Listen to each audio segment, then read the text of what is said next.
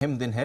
Traders, investors किस तरह से आज बाजार को अप्रोच? बहुत ही अच्छा और इंटरेस्टिंग सवाल है, और स्पेशली उन लोगों के लिए जिन्होंने 2019 का इलेक्शन या तो देखा नहीं या देखा तो तब मार्केट में नहीं थे। एग्जैक्टली। दोनों तरह के लोग हो सकते हैं, क्योंकि सबसे ज्यादा इन्वेस्टर्स और ट्रेडर्स बाजार में 2020 के बाद आए। Absolutely. तो जिन लोगों के लिए इलेक्शन तब मार्केट दोनों पहली बार है ये कॉम्बिनेशन, जी। उनके लिए बहुत इंपॉर्टेंट चीजें हैं कि उन्हें क्या करना है। तो पहली चीज जो सार वाली है दीप, जो मैंने लिखी हुई है कि काउंटिंग के दिन यानी कि आज के दिन ट्रेडर्स हो या इन्वेस्टर्स, आपको कोई भी निर्णय लेने में जल्दबाजी नहीं करनी है। राइट। क्योंकि आपको लगे कि अरे ये कर लूं, अरे वो कर लूं, ऐसा कर लेता, वैसा कर लेता, ये होगा, और स्पेशली ट्रेडर्स के दिमाग में जरूर होगा। लेकिन कभी भी किसी भी चीज को फाइनल मान के ना चले कि ये डिसीजन फाइनल है, अनलेस कि वाकई में उसको मानने के लिए आपके पास पर्याप्त कारण हो। तो इसीलिए डिसीजन लेने में हड़बड़ी और जल्दबाजी नहीं करनी है। क्यों नहीं करनी है उसके कारण बता दूं। सबसे पहले शुरुआत में गिने जाएंगे पोस्टल वोट, जो डाक के द्वारा भेजे गए। अब वो एक एक वोट को खोल के गिनना करना वो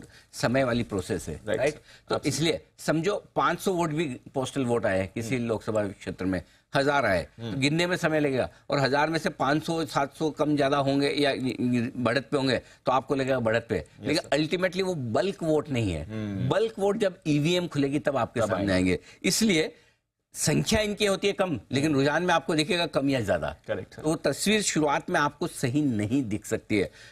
कमोवेश मैं ये कहूंगा 9 बजे के बाद, वैसे भी प्री ओपनिंग सेशन के आसपास, तब तक आपको रुझान ज्यादा बेहतर समझ में आएंगे, और तब उन रुझानों को देखना शुरू करें।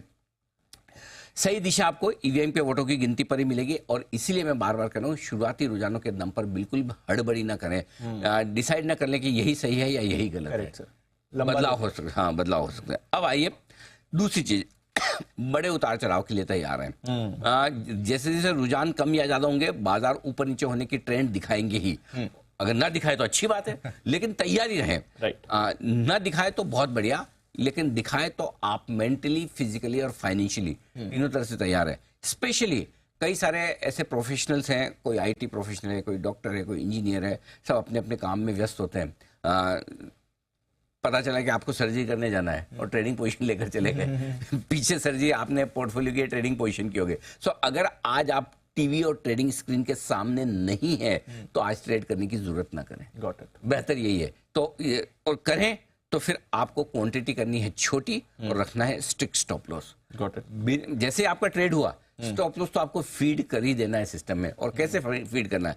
आपका स्टॉप लॉस गहरा और लंबा होना चाहिए। अच्छा। डीप स्टॉप लॉस होना चाहिए, ना कि डीप स्टॉप लॉस होना चाहिए। और डीप स्टॉप लॉस क्यों होना चाहिए दीप?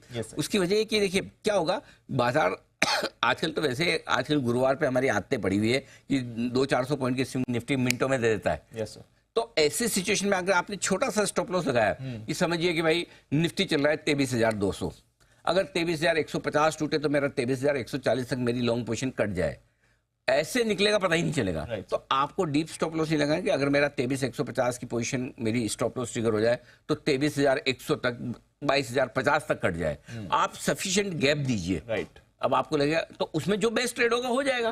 बात तो इसलिए ये बहुत जरूरी है, ध्यान में रखिएगा। तो ये एकदम छोटा और लंबा और गहरा स्टॉप लॉस लगाना है।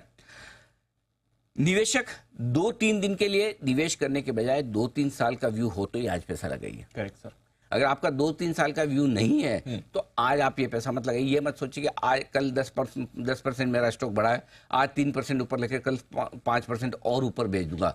वो मामला गड़बड़ हो सकता है। राइट। वो मामला गड़बड़ हो सकता है। सो आपको 2-3 साल का व्यू है तो आज पैसा लगाना है, नहीं तो आराम से मार्केट देखिए, कोई दिक्कत नहीं। जब मार्केट स्टेबल हो जाए